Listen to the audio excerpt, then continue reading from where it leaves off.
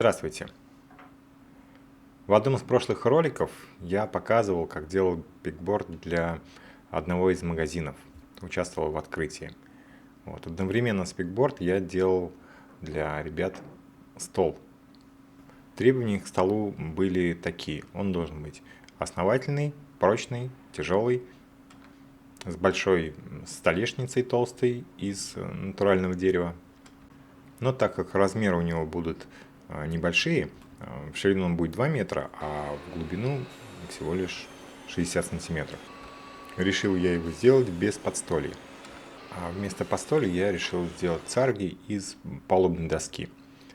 Толщина у нее 4 сантиметра, ширина 9. Рейсмовского станка у меня пока там не было, и я решаю эту доску напилить сразу в размер. Получилось 2 короткие и 2 длинные детали.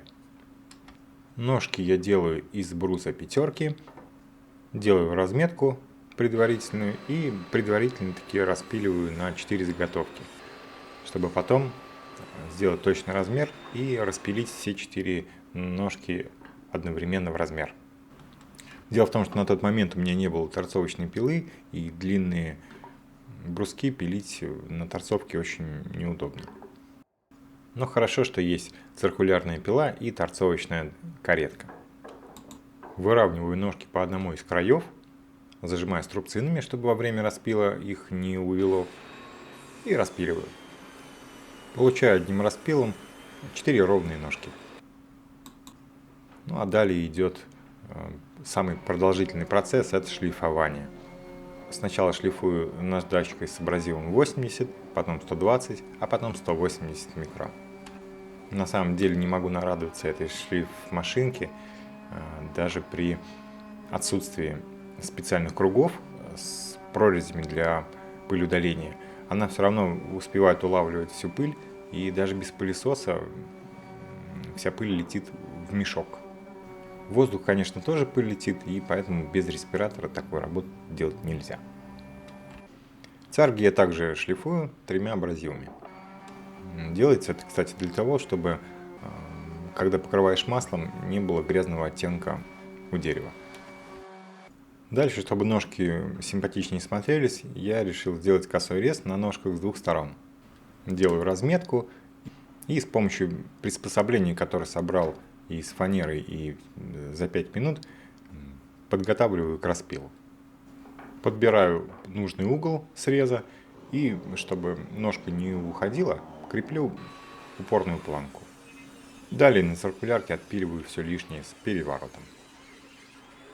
Далее, чтобы убрать все прижиги и ступеньки от циркулярки, нужно будет еще раз также прошлифовать.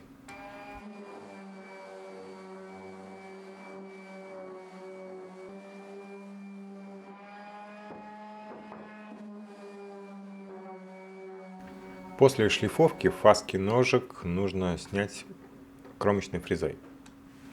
Так как фрезер у меня один, и он большой и мощный, то я его встраиваю в стол и снимаю фаску со всех ножек. Процесс, я вам скажу, очень приятный, медитативный. В общем, получаешь удовольствие от работы. Обязательно нужно не забыть снять фаску с нижней части ножки, чтобы при передвижении стола ножка не махрилась и от нее не откалывались куски.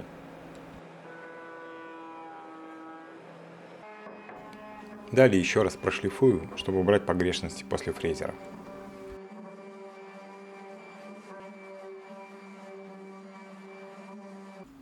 Приступаем к сборке.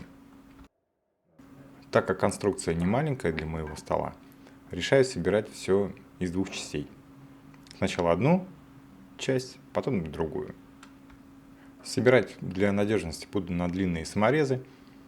Делаю разметку для саморезов, чтобы они не встретились при сборке. Засверливаю сначала тонким сверлилом,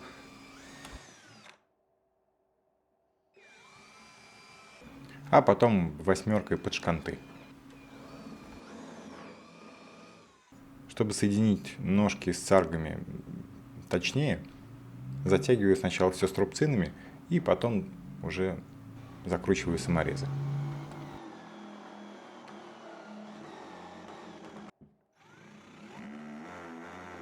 По тому же принципу соединяю вторую пару ножек.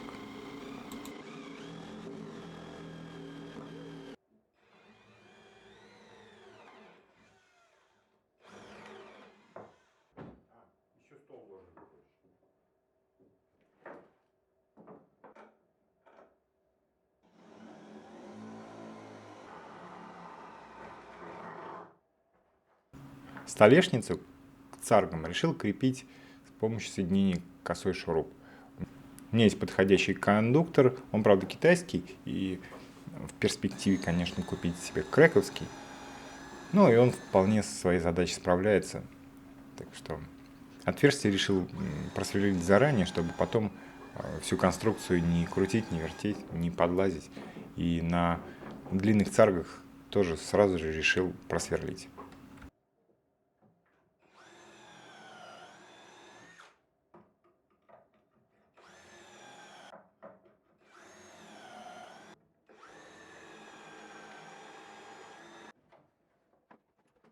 Пришло время соединить всю конструкцию воедино. Соединяю все по тому же принципу.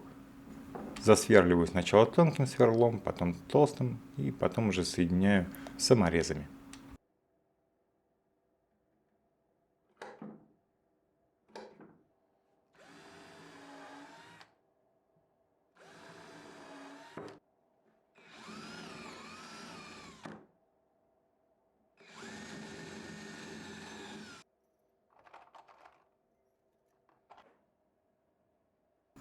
Так как у меня нет настолько длинных струбцин, чтобы стянуть стол с двух сторон, использую деревянные бруски, которые креплю одной струбциной к одной царге, другой струбциной к другой. И тем самым стягиваю две части стола.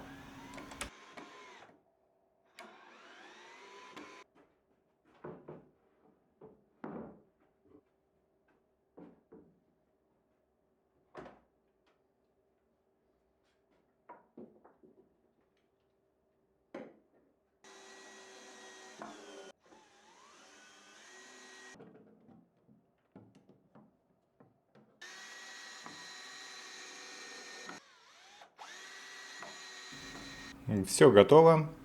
Переворачиваю, чтобы проверить, не шатается ли ничего, ровно ли стоит. Все четко и ровно. Отверстие после сверления закрываю шкантами на 8 мм. Сажаю их на клей ПВА.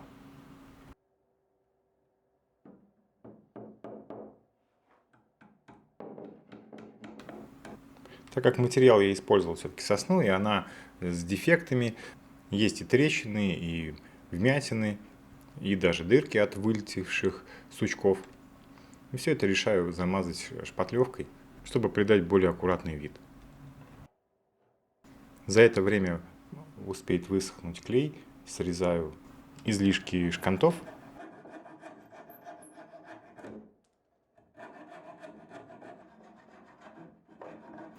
И шлиф машинкой убираю излишки шпатлевки.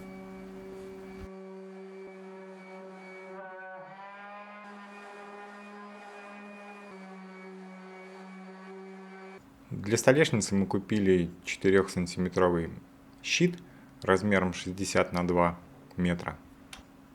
И его достаточно просто отшлифовать также 3 абразивами, чтобы потом покрыть маслом или краской. После того, как все подготовил, стол отвез в разобранном виде, но все равно на грузотакси, потому что в мою машину стол не полез. Процесс покраски снять не получилось, потому что красили его ребята самостоятельно. Меня пригласили только, чтобы собрать стол. Но весь процесс сборки тут заключался в закручивании нескольких саморезов. И осталось поставить его на место, где он будет находиться. На этом очередной проект подошел к концу. Всем спасибо за внимание, подписывайтесь на канал. Пока-пока.